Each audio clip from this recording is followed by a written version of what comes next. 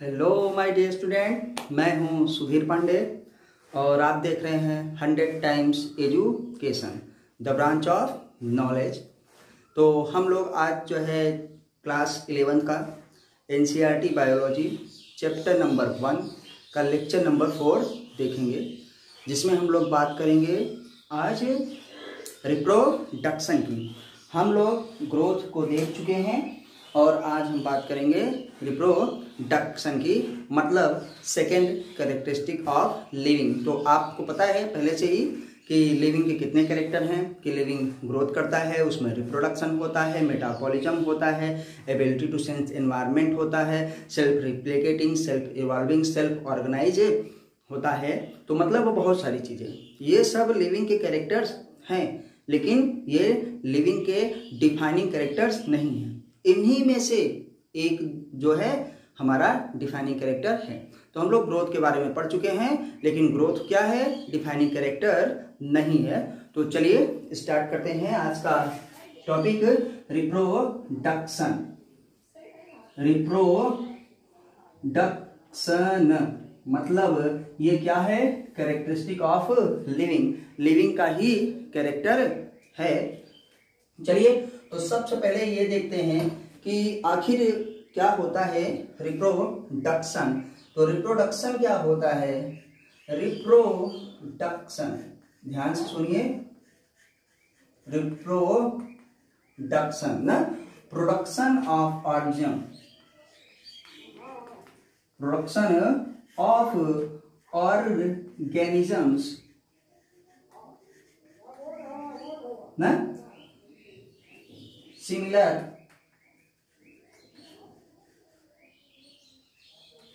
It's parents. कुल मिला के कि रिप्रोडक्शन क्या है, production of organism similar to it's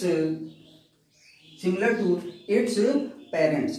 मतलब जब कोई भी जीव ना, रिप्रोडक्शन क्या है, process by which an organism produce क्या, organism by itself less similar और मोस्ट सिमिलर। मतलब जब कोई भी जीव अपने ही जैसे संतान की उत्पत्ति करता है तो उसको हम लोग रिप्रोडक्शन मतलब जनन कहते हैं। और जनन क्या हो गया, आइए देखते हैं हमारे पास है कि प्रोडक्शन ऑफ ऑर्गेनिज्म या व्हेन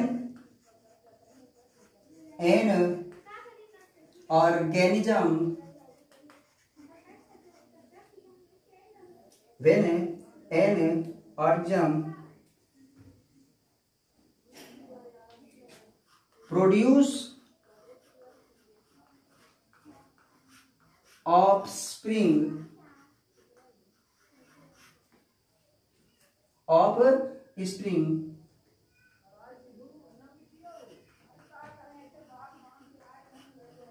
similar to itself।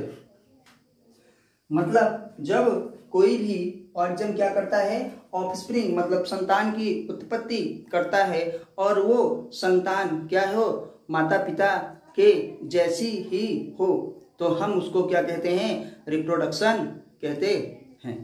तो चलिए ये आपकी एनसीईआरटी की लाइन है और यहाँ पे पहले ही है कि ये हमारा सेकेंड कैरेक्टरिस्टिक किसका है, लिविंग का, लिविंग का सेकेंड कैरेक्टरिस्टिक है रिप्रोडक्शन।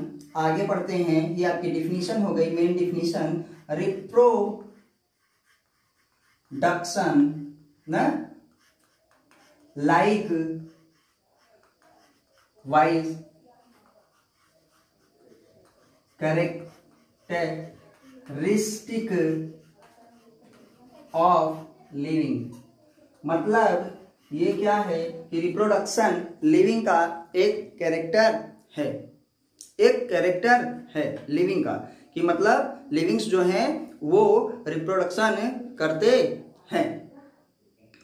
ठीक, अब आते हैं कि हम ये पे देखते हैं कि हम लोग यहाँ पे जनरली सेक्सुअल रिप्रोडक्शन की बात कर रहे हैं। रिप्रोडक्शन दो प्रकार का होता है, सेक्सुअल और ए सेक्सुअल, तो हम लोग जनरली क्या है सेक्सुअल रिप्रोडक्शन की बात कर रहे हैं। तो यहाँ पे सामान्यतः क्या होता है कि मल्टी सेल्यूलर ऑर्गेनिजम्स ना multi cellular organisms produce offspring का मतलब संतान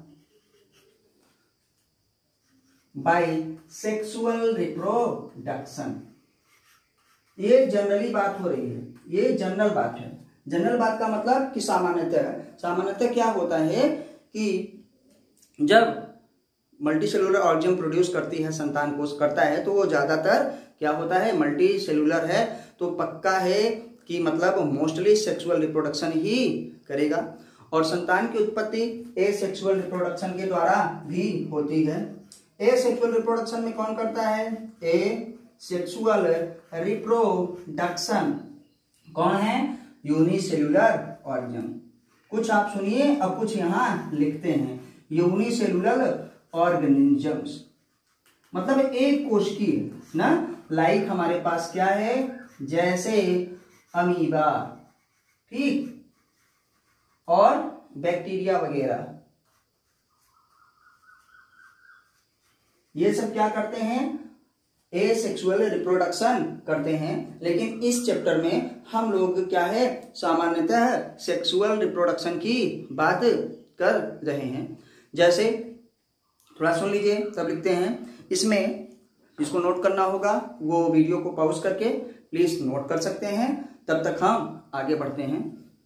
तो हम लोग यहाँ पे सेक्सुअल रिप्रोडक्शन की बात कर रहे हैं। एसेक्सुअल रिप्रोडक्शन की बात क्या करेंगे कि जैसे हमारे पास क्या है फंजाई है, कैसे ग्रो करता है? आपके एनसीईआरटी की लाइन में दिया है कि फंजाई ग्रो बाय क्या है स्पोर्स बनाती है, produce millions of spore by asexual reproduction. ये एसेक्सुअल रिप्रोडक्शन के द्वारा करता है। जैसे हमारा अमीबा है ना, बाइंडी फ्यूजन करता है, वो भी एसेक्सुअल का ही भाग है। और मल्टीसेलुलर ऑर्गेनिज्म में रिप्रोडक्शन सेक्सुअल होता है। तो अब हम एनसीईआरटी की लाइन पे आते हैं और थोड़ा सा हम लोग क्या है एनसीईआरटी की लाइन देखते हैं। और प्लीज आपसे रिक्वेस्ट है कि सब लोग एनसीईआरटी लेके बैठिए और एनसीईआरटी पे ही फोकस करिए, क्योंकि एनसीईआरटी में जो लिखा है वही सही है और वही माना जाएगा। आपको एक्स्ट्रा कोई भी नोट्स पढ़ने की जरूरत नहीं है। अगर आपको नोट्स बनाना है तो खुद अपनी एनसीईआरटी से अपने लिए बनाइए। तो चलिए अब हम अपनी एनसीईआरटी उठाते हैं और आपको दिखाते हैं, आगे फिर हम लोग बढ़ेंगे। Reproduction likewise a characteristic of living organisms. ठीक, ये कह रहे हैं कि रिप्रोडक्शन भी लिविंग का एक कैरेक्टर है। इन मल्टीसेलुलर ऑर्गेनिज्म में क्या होता है? Reproduction refers to the production of क्या है प्रोजेनी या ऑफस्प्रिंग ना, पोसेसिंग फीचर मोर और less similar to those of parents. मतलब ऐसे संतान की उत्पत्ति करना है जिसके कैरेक्टर्स क्या है पेरेंट्स से या तो कम मिल रहे हो या बहुत ही मिल रहे हो, लेकिन मिलेंगे जरूर। ओके, तो चलिए ये हम आपको बता चुके हैं। अब यहाँ पे आते हैं इनवेरिएबली एंड इम्प्लिसिटी। यहाँ पर हम we refer to sexual reproduction, यहाँ पर हम सेक्सुअल रिप्रोडक्शन की बात कर रहे हैं। Organism produce by asexual means also. हम ये बता चुके ना कि अभी आपको बताए कि ऑर्गेनिज्म क्या है एसेक्सुअल रिप्रोडक्शन के द्वारा भी संतान की उत्पत्ति करता है। तो हमारे पास दो मेथड हैं, एसेक्सुअल रिप्रोडक्शन और सेक्सुअल रिप्रोडक्शन। आपका जो वेजिटेटिव रिप्रोडक्शन आता है वो अब एसेक्सुअल में ही पढ़ाया जाता है। आपसे अलग से ये नहीं कहने की जरूरत है कि रिप्रोडक्शन 3 प्रकार का होता है। तो आप निश्चित तौर पे बस इतना याद रखिए कि रिप्रोडक्शन 2 प्रकार का होता है, asexual reproduction and sexual reproduction. थोड़ा सुन लीजिए फिर आगे चलते हैं। सेक्सुअल रिप्रोडक्शन का मतलब है कि जिसमें गैमेट्स का फॉर्मेशन हो, गैमेट्स का क्या है फर्टिलाइजेशन हो, इम्प्लांटेशन हो ना, तमाम चीजें कुल मिला के जिसमें की पूरी प्रोसेस चलती है।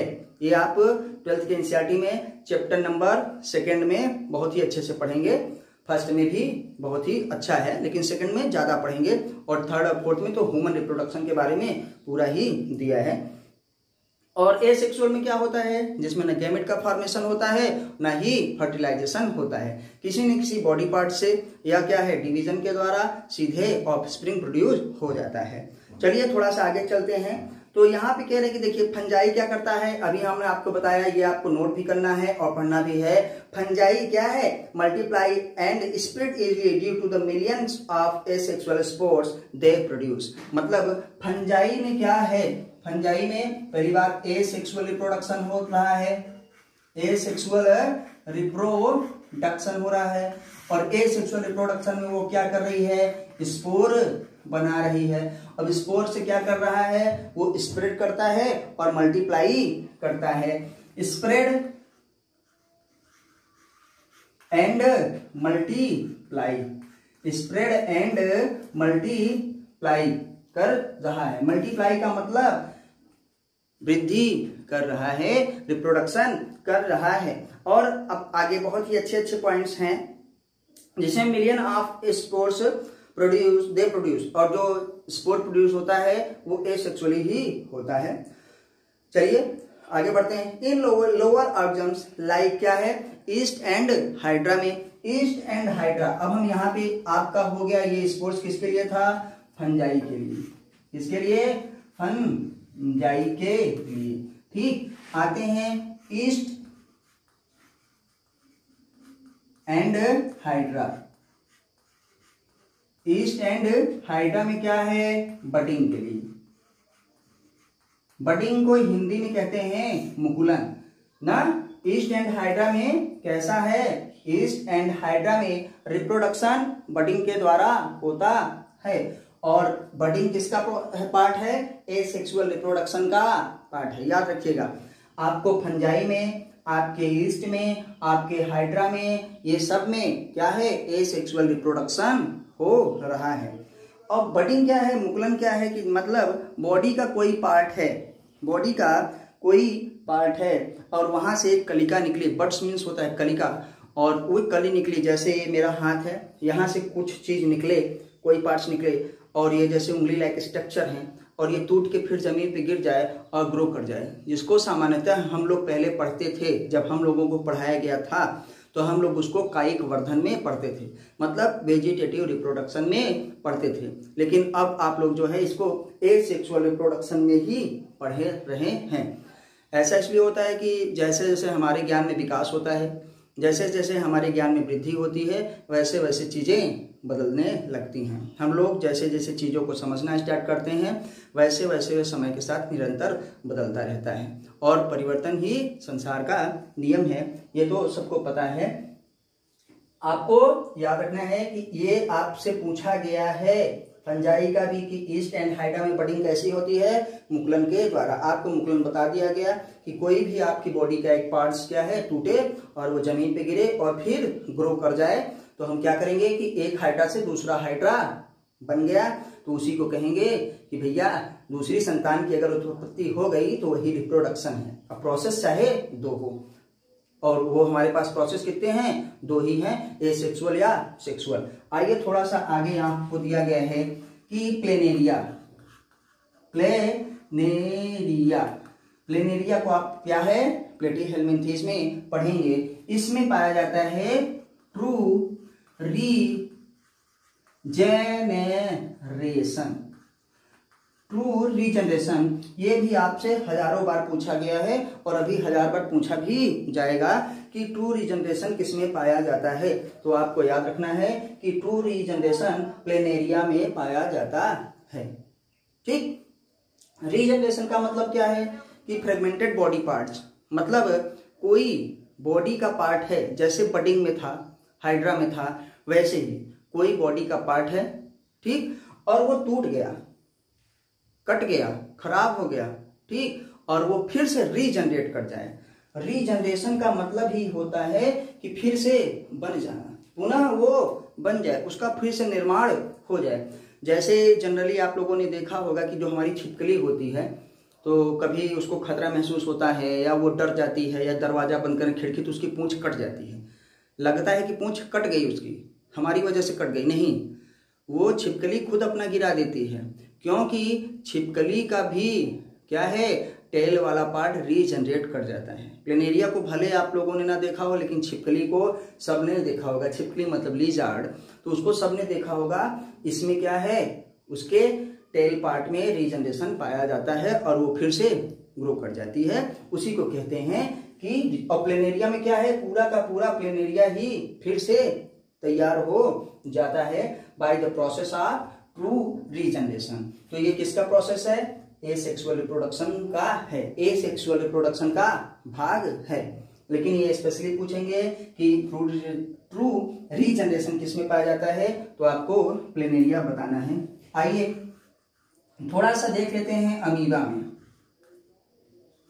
अमीबा हमारे पास है, आपको सबको पता है कि हम लोग इसको प्रोटोजोआ में पढ़ते हैं। यूनिसेलुलर ऑर्गेनिजम्स है। इसमें क्या करते हैं कि ये जब एक कोशिकी है और इसकी पूरी की पूरी बॉडी हमेशा लाइफ टाइम तक एक ही रहेगी, तो ये क्या करता है, मल्टीप्लाई कर देता है। ठीक, इसमें मुख्यतः अमीबा में फिजन और बडिंग दोनों पाया जाता है, लेकिन जनरली ज्यादातर क्या है, फिजन ही पाया जाता है। और फिजन का मतलब है विखंडन। क्या है, फिजन को हम लोग क्या कहते हैं, देखिए लिखते इंग्लिश में है लेकिन हिंदी बोलते हैं, तो आपको समझने में कोई भी दिक्कत नहीं होगी, आप चाहे इंग्लिश मीडियम के हों चाहे हिंदी मीडियम के हों। ठीक, तो आते हैं कि अमीबा में क्या है, फिजन पाया जाता है, विखंडन पाया जाता है। हमारे पास कुल मिला के देखिए एक अमीबा है, और अमीबा का स्ट्रक्चर बनाने में बड़ा मजा आता था हमको। क्यों, सबको मजा आता है, क्योंकि इसका कोई स्ट्रक्चर फिक्स ही नहीं होता। आप चाहे जितना टेढ़ा मेढ़ा चाहे जैसे बना दीजिए वो कंप्लीट। ठीक, तो ये हमारे पास अमीबा है, और फिजन क्या करेगा, ऐसे ऐसे ये अंदर की तरफ क्या है, जाने लगेगा। ठीक, और धीरे धीरे ये दो अमीबा बन जाएगा, मतलब अलग अलग कट जाएगा, इसके अलग अलग सेल्स हो जाएंगी, मतलब न्यूक्लियस हो जाएगा, और ये पूरा अलग अलग हो जाएगा। तो फिजन मतलब विखंडन के द्वारा, एक था उसमें से वो बीचों बीच जो है कट के दो हो गए। और देखिए यही बता रहे हैं इस पार्ट में कि जो एसेक्सुअल ऑर्गेनिजम्स होते हैं उसमें ग्रोथ और रिप्रोडक्शन एक दूसरे के सिनोनिम्स होते हैं। सिनोनिम्स मतलब पर्यायवाची। तो ये पॉइंट आप जरूर लिखिए कि क्या है। अब ये आपका यहां खत्म हो गया। In unicellular organisms, in unicellular organisms growth and reproduction, क्योंकि ग्रोथ अभी हम पढ़ चुके हैं, growth and reproduction is synonyms हैं, मतलब एक दूसरे के पर्यायवाची हैं। आप उनमें चाहे कहिए ग्रोथ हो रही है, चाहे कहिए रिप्रोडक्शन हो रहा है, क्योंकि आपने पहले ही पढ़ा था ग्रोथ के twin characteristics of growth. Growth के दो कैरेक्टर क्या हैं, पहला increase in body mass and increase in number. तो ये क्या कर रहा है, अमीबा भी नंबर में इंक्रीज हो रहा है ना, एक था दो हो गया। और यही कैरेक्टरिस्टिक ग्रोथ का भी है, क्योंकि हम पढ़ चुके हैं कि ग्रोथ उसको कहते हैं या तो वो अपने नंबर में वृद्धि करे या अपने बॉडी मास में। तो देखिए ये बॉडी मास में नहीं किया बेचारा, लेकिन नंबर में वृद्धि कर गया, तो क्या हुआ, अब इसके पास यही प्रोसेस है। तो हम इसको भी कहते हैं कि एक से कोई चीज दो हुई तो उसको जनन मानेंगे, एसेक्सुअल रिप्रोडक्शन का ही क्योंकि पार्ट है। यूनिसेलुलर ऑर्गेनिज्म में ऐसा होता है। तो वो कह रहे हैं कि जो यूनिसेलुलर ऑर्गेनिजम्स हैं उसमें growth and reproduction is synonyms हैं, वो एक दूसरे के पर्यायवाची हैं। वो ग्रोथ करेगा तब भी उसका रिप्रोडक्शन होगा, क्योंकि एक सेल से ज्यादा उसके में हो नहीं सकता। और अगर वो नंबर में वृद्धि करेगा तो क्या है, तो अलग अलग हो जाएगा, दो हो जाएंगे, तो इसका मतलब वो क्या है कि रिप्रोडक्शन कर रहा है। तो ये लाइन आपके लिए बहुत ही इंपॉर्टेंट है कि हमारे पास इन unicellular organisms growth and reproduction is synonyms. ठीक, इसको स्टार पॉइंट कर लीजिएगा, ये आपके लिए स्टार पॉइंट है और बहुत ही जरूरी है। तो जिनको नोट करना होगा वो नोट कर लेंगे, तब से हम फिर आगे बढ़ते हैं। थोड़ा सा ये देख लेते हैं कि एसेक्सुअल रिप्रोडक्शन क्या होता है without the formation of gamete and the fertilisation.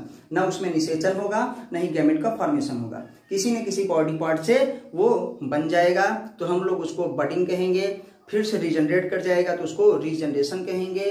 ठीक, आते हैं कि स्पोर्स में क्या होता है, ये फंजाई में क्या है, स्पोर बनाता है, और स्पोर भी क्या है हमारे पास एसेक्सुअल होता है। जनरली जो स्पोर बनाता है बहुत तरीके के स्पोर्स बनाता है, आगे के उसमें आप देखेंगे आगे के चैप्टर में, लेकिन अभी याद रखिए कि हमको ये स्पोर बनाता है। स्पोर्स मतलब एक पोर ना, छोटे छोटे क्या है स्फेरिकल टाइप के स्ट्रक्चर हैं कि वो छोटे छोटे पोर बनाएगा और फिर अलग अलग हो जाएगा, कुछ लंबे भी हो जाते हैं। तो याद रखिएगा कि स्पोर बनाता है, स्पोर से पोर याद रखिए, और स्प्रेड एंड मल्टीप्लाई किसमें, फंजाई में क्या करता है, मिलियंस ऑफ स्पोर, कोई एक दो नहीं, मिलियंस ऑफ स्पोर, और 1 मिलियन में 10 लाख होता है, याद रखिए, और कितने मिलियन है ये भी नहीं बताया गया। ईस्ट एंड हाइड्रा में बडिंग के द्वारा होता है, प्लेनेरिया में ट्रू रीजनरेशन होता है। ये सब आपके एनसीईआरटी के पॉइंट्स हैं, इसीलिए हम एनसीईआरटी साथ में लिए रहते हैं और आपको दिखाते हैं कि आप भी देखिए। और आपके 90 से 95% क्वेश्चन एनसीईआरटी से ही आएंगे नीट के लिए। तो सिर्फ और सिर्फ एनसीईआरटी पढ़िए, आपको नोट्स बनाना है तो एनसीईआरटी से ही क्या है बनाइए। और आपसे रिक्वेस्ट है कि जिन्होंने अभी तक चैनल को सब्सक्राइब ना किया हो प्लीज कर लें, वीडियो को लाइक करिए, उस पे जो है कमेंट के माध्यम से अपने विचार बताइए कि हमको और क्या करना चाहिए, या हमारी वीडियोज आपको कैसी लगती हैं। अपने सुझाव आप कमेंट के माध्यम से दे सकते हैं, और दोस्तों के साथ शेयर जरूर करिए।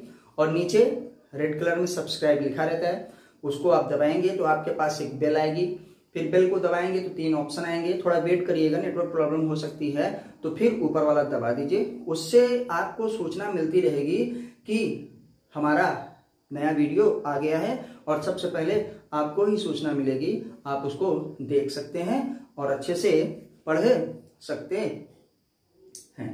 चलिए तो हम थोड़ा सा आगे करते हैं, इसको हटाते हैं, जिनको नोट करना होगा वो नोट कर लेंगे क्योंकि अभी इसमें है। तो ये रिप्रोडक्शन क्या है आप याद रखिएगा, तब से हम बोल रहे हैं, जितना हम बोलते रहेंगे, आप जितना सुनते रहेंगे उतना ही अच्छा है, जितना प्रोनाउंसिएशन किया जाता है उतनी ही चीजें याद होती हैं। रिप्रोडक्शन क्या है, प्रोडक्शन ऑफ क्या है, ऑर्गेनिज्म्स न, या प्रोडक्शन ऑफ ऑफस्प्रिंग, ऑफस्प्रिंग ज्यादा सही है क्योंकि वो संतान हो गया ना, by an organism is called reproduction ना। जब हम कोई भी जीव अपने ही जैसे संतान की उत्पत्ति करता है तो क्या कहलाता है, जनन कहलाता है। और जनन कितने प्रकार का होता है, कितने प्रकार से होता है, 2 प्रकार से, पहला एसेक्सुअल और दूसरा सेक्सुअल। एसेक्सुअल में ना ही गैमेट बनता है ना ही फर्टिलाइजेशन होता है, और सेक्सुअल में गैमेट भी बनता है और फर्टिलाइजेशन भी होता है। एसेक्सुअल किस किस में हुआ, एसेक्सुअल आपने अभी फंजाई में पढ़ा, एसेक्सुअल आपने ईस्ट एंड हाइड्रा में पढ़ा, और एसेक्सुअल आपने अमीबा में पढ़ा। प्लेनेरिया में भी आपने एसेक्सुअल पढ़ा, जिसको कहते हैं ट्रू रीजेनरेशन। फंजाई में किस प्रकार का एसेक्सुअल रिप्रोडक्शन होता है, क्या, by the production of millions spores, बहुत सारे स्पोर्स बनाता है। ईस्ट एंड हाइड्रा में किस प्रकार का एसेक्सुअल रिप्रोडक्शन होता है, बडिंग के द्वारा होता है। प्लेनेरिया में ट्रू रीजनरेशन होता है। अमीबा में क्या होता है, बाइनरी फिजन होता है। बाइनरी मतलब दो इक्वल पार्ट में वो डिवाइड हो जाता है। ठीक, तो चलिए थोड़ा सा आगे चलते हैं, क्योंकि अभी हम लोग कैरेक्टरिस्टिक ऑफ लिविंग पढ़ रहे हैं, और आगे आपको पता चलेगा कि ये भी डिफाइनिंग कैरेक्टर नहीं है, ये कैरेक्टर है लिविंग का, कि लिविंग में ये कैरेक्टर पाया जाता है, लेकिन ये डिफाइन नहीं करता कि यही लिविंग का क्या है, डिफाइनिंग प्रॉपर्टी है। चलिए आगे आते हैं थोड़ा सा। When it come to unicellular organisms like bacteria, unicellular alga and amoeba, हमने आपको पहले ही बता दिया कि जब हम यूनिसेलुलर ऑर्गेनिज्म्स में आते हैं तो उसमें ग्रोथ एंड रिप्रोडक्शन एक दूसरे के सिनोनिम्स होते हैं। सिनोनिम्स का मतलब पर्यायवाची, कि वो ग्रोथ करेगा तो रिप्रोडक्शन तब भी हुआ, अगर वो रिप्रोडक्शन कर रहा है तब भी ग्रोथ ही हुआ। चलिए आगे आते हैं कि प्लेनेरिया में हम इन प्लेनेरिया फ्लैट वर्म, जिसको हम कहते हैं प्लेनेरिया का दूसरा नाम फ्लैट वर्म है ना। We observe to regeneration. To regeneration का मतलब a fragmented organism regenerates the last part of its body and become a new organism.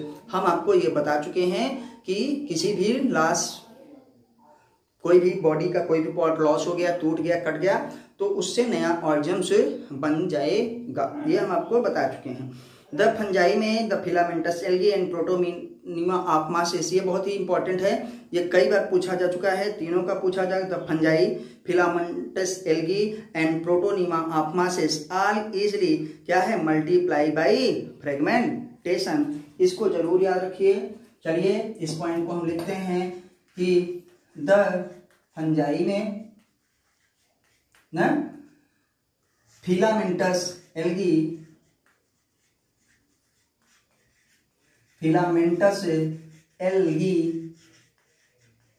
And protonema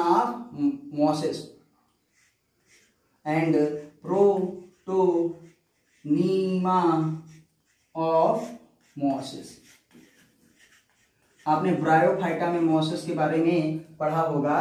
तो ये कह रहे हैं द फंजाई में, फिलामेंटस एल्गी में एंड प्रोटोनिमा ऑफ मॉसेस में क्या होता है, ये इजिली ग्रो बाई, आपने अभी फंजाई को पढ़ा था, किसके, स्पोर्स के द्वारा बनता है, millions of spore, asexual reproduction होता है, ठीक, ये आपने पढ़ा। लेकिन इसको भी याद रखिएगा कि फंजाई में the filamentous algae and protonema of masses में क्या होता है, इजिली ग्रो बाई क्या है, फ्रेगमेंटेशन ना, इजिली, इसको इसलिए लिख रहे हैं ग्रो बाई फ्रेगमेंटेशन क्योंकि ये कई बार पूछा जा चुका है। फ्रेगमेंटेशन,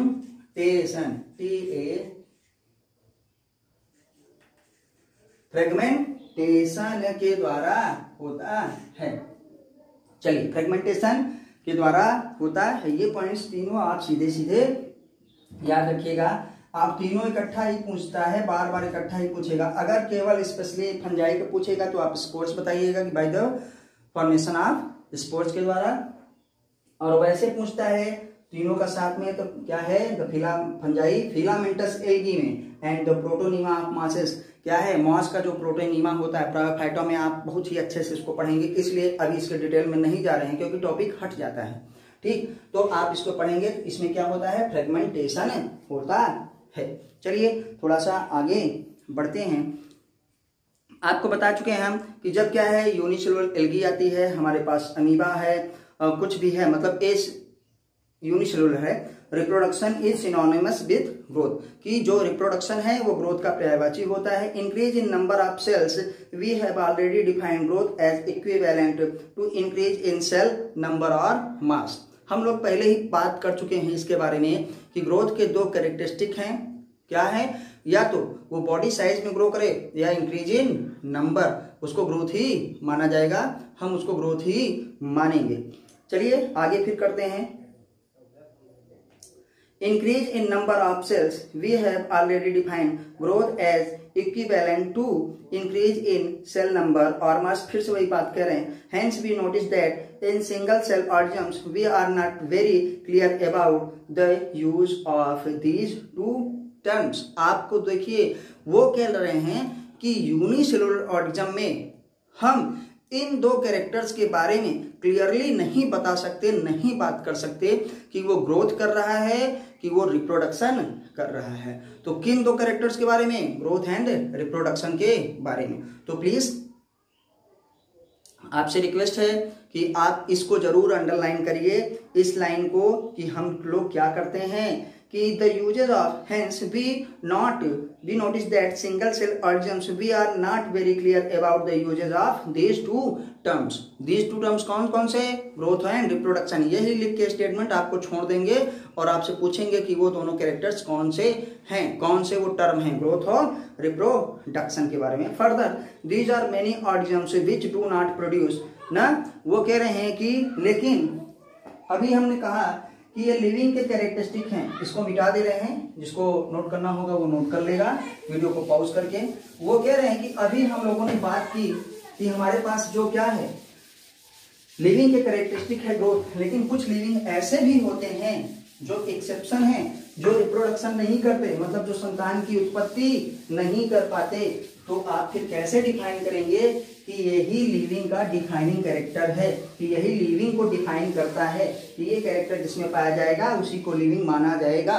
तो आइए देखते हैं वे कह रहे हैं कि कुछ ऐसे भी हैं हमारे पास, कुछ ऐसे भी लिविंग ऑर्गेनिज्म्स हैं, जैसे क्या, म्यूल ना, sterile human couple, एस्टेराइल्स human couple, अभी आपको बता रहे हैं, ह्यूमन कपल एंड क्या है, and worker honey bee, and worker honey bee, and worker honey bee. ये तीन आप याद रखिएगा। म्यूल हमारे पास क्या होता है, जो खच्चर आपने देखा होगा ना, भट्ठे उट्ठी में क्या को करते हैं, sterile human couples. Sterile human couples का मतलब ऐसे जोड़े, ऐसे पति पत्नी या ऐसे लोग जो मैरिड होने के बावजूद भी संतान उत्पत्ति नहीं कर पाते, वो चाहे जिसकी वजह से हो, चाहे वो फिजिकल प्रॉब्लम हो, चाहे मेंटल प्रॉब्लम हो, चाहे जेनेटिक प्रॉब्लम हो, कोई भी प्रॉब्लम हो, अगर उनसे संतान, निसंतान दंपत्ति जिसको कहते हैं, निसंतान दंपत्ति, अगर ये, क्योंकि रिप्रोडक्शन तभी माना जाएगा जब आपको संतान की उत्पत्ति हो जाएगी। सारा प्रोसेस करते हैं, कॉपुलेशन करते हैं, मेटिंग करते हैं ना, लेकिन क्या करते हैं, संतान की उत्पत्ति नहीं कर पाते, फिर भी हम इनको क्या है, लिविंग है ना, लेकिन नहीं कर पाते। और worker honey bee, worker Honey की बी का मतलब आपको पता है, आप हनी के बारे में जानते होंगे कि हनी के एक छत्ते में एक रानी होती है, एक छत्ते में एक ही रानी होगी, बाकी सब क्या होंगे, ड्रोन्स होंगे ना, जो रानी के साथ रिप्रोडक्शन करते हैं। और वही जो दासियां कहलाती हैं, जो हमारे पास वर्कर हनी भी होती हैं, वो बेचारी जो है दौड़ दौड़ के चारों तरफ घूम घूम के क्या लाती हैं, हमारे लिए शहद बनाती हैं, क्या है, पराग लाती हैं ना, फलों का, फूलों का, इन सब का जूस लाती हैं, मतलब कुल मिला के फूड की व्यवस्था करती हैं, उनको वर्कर कहा जाता है। ठीक, तो ये उसमें से जो ये तीसरी वाली है, ये बेचारी क्या है, ड्रोन कॉपुलेशन करता है, रानी करती है, लेकिन ये लोग नहीं करते हैं, तो वर्कर हनी बी, क्योंकि ये स्टेराइल होती है, ये रिप्रोडक्शन नहीं करते हैं। तो आपको याद रखना है कि म्यूल ऐसे कौन से लिविंग हैं जो जिंदा हैं लेकिन फिर भी रिप्रोडक्शन नहीं करते, सारे काम करेंगे लेकिन रिप्रोडक्शन नहीं करेंगे। क्या करते हैं, म्यूल स्टेराइल ह्यूमन कपल्स, मतलब ऐसे दंपत्ति जिनको संतान नहीं होते हैं वो, and worker honey bee. Honey bee में आप समझ गए कि जो मधुमक्खी होती है, एक छत्ते में 3 प्रकार के होते हैं। थोड़ा जल्दी इसलिए बोल रहे हैं क्योंकि ये दूसरा टॉपिक है, इसको आगे आपको पढ़ाया जाएगा। यहाँ पे हम लोग पहले जो पढ़ रहे हैं उसको पढ़ लें। इनमें वर्कर हनी बी रिप्रोडक्शन नहीं करते हैं। जब ये रिप्रोडक्शन नहीं करते हैं कि लिविंग है फिर भी, तो क्या है, हम ये मानते हैं, अब यहीं पे हम इसको खत्म करने वाले हैं कि रिप्रोडक्शन इज अ क्या है, कैरेक्टरिस्टिक ऑफ क्या, living organisms, characteristic of living organisms, but not defining character. Defining character का मतलब आपको मालूम है ना कि ये डिफाइन नहीं करता, परिभाषित नहीं करता कि ये हमारा लिविंग का डिफाइनिंग प्रॉपर्टी है, डिफाइनिंग कैरेक्टर है, कैरेक्टरिस्टिक है, लेकिन ये लिविंग को डिफाइन नहीं करता। क्यों, रीजन, आपसे रीजन पूछा जाएगा तो रीजन ये साफ साफ पहले ही ऊपर लिखा है, क्योंकि म्यूल जो कि खच्चर है बेचारा, जिंदा रहता है ना, फिर भी रिप्रोडक्शन नहीं करता, सारे काम करता है। लोग कहते हैं क्या यार खच्चर हो गए, तुम्हारी लाइफ में केवल सिर्फ काम करना लिखा ना। Sterile human couples, sterile human couples का मतलब कि ऐसे दंपत्ति जो संतान उत्पन्न नहीं करते, एंड वर्कर हनी बी जो शहद वगैरह इकट्ठा करती हैं, पराग ढूंढ के लाती हैं, भोजन लाती हैं, वो जनन नहीं करते, वो संतान उत्पत्ति नहीं करते। तो इस वजह से क्या है, therefore reproduction is not the defining property of living. इसका मतलब कि रिप्रोडक्शन भी डिफाइनिंग प्रॉपर्टी नहीं है। अब हमने जो बताया वही एनसीईआरटी में लिखा है, क्योंकि हमने भी जो पढ़ा है वो एनसीईआरटी ही पढ़ा है, कोई अपने से पढ़ के नहीं बताता। कभी न कभी किसी न किसी ने पढ़ा ही है, किसी ने हमको भी पढ़ाया है, हम भी ये सब बहुत पढ़े हैं, तब आज आपको बता रहे हैं। कोई ये कहे कि खुद का मेरा है, मैंने डिस्कवरी की, ऐसा कुछ भी नहीं, किताब ही सब कुछ है। इस बात को आप माइंड रखिए और सबसे ज़्यादा फ्रेंडली किताब के साथ होइए। चलिए आगे पढ़ते हैं कि therefore many organisms which do not produce, जैसे क्या है, mule, sterile worker bee, infertile human couples reproduction नहीं करते, hence reproduction also can not be an all inclusive defining characteristic of living. मतलब ये भी लिविंग का कैरेक्टर्स है लेकिन डिफाइनिंग कैरेक्टर नहीं है। Of course no non living object is capable of reproduction और रिप्लिकेटिंग बाय इटसेल्फ। हाँ, लेकिन एक बात यह है कि आप ये भी नोट कर लीजिए कि हमारे पास यहाँ पे हम थोड़ा इसको हटाते हैं, अब म्यूल खच्चर को आते हैं। नो नॉन लिविंग मतलब नो नॉन लिविंग मतलब कोई भी नॉन लिविंग क्या है, no non living can reproduce or replicating by itself, replicating by itself, replicating by itself। हाँ, लेकिन एक बात क्या है कि कोई भी नॉन लिविंग मतलब निर्जीव, कोई भी निर्जीव रिप्रोडक्शन नहीं कर सकता या खुद से मल्टीप्लाई नहीं कर सकता, ठीक। लेकिन फिर भी reproduction is not the defining property of living organisms because mule, infertile human couples and worker honey bee not produce. Okay, तो चलिए आपका ये दूसरा टॉपिक रिप्रोडक्शन भी खत्म हुआ। अब नेक्स्ट वीडियो में कल हम लोग आगे का पढ़ेंगे, ठीक। तो आप लोगों से रिक्वेस्ट है कि प्लीज़ आपको हमारी ये वीडियो कैसे लगी आप हमको कमेंट के माध्यम से ज़रूर बताइए और अपने दोस्तों के साथ शेयर करिए। 100 टाइम्स एजुकेशन को जो है सब्सक्राइब करिए और अपने दोस्तों से भी करवाइए और यूट्यूब पे ज़्यादा से ज़्यादा सर्च करके देखिए। तब तक नमस्ते, जय हिंद, जय भारत। अगले वीडियो में फिर मिलते हैं, नमस्कार।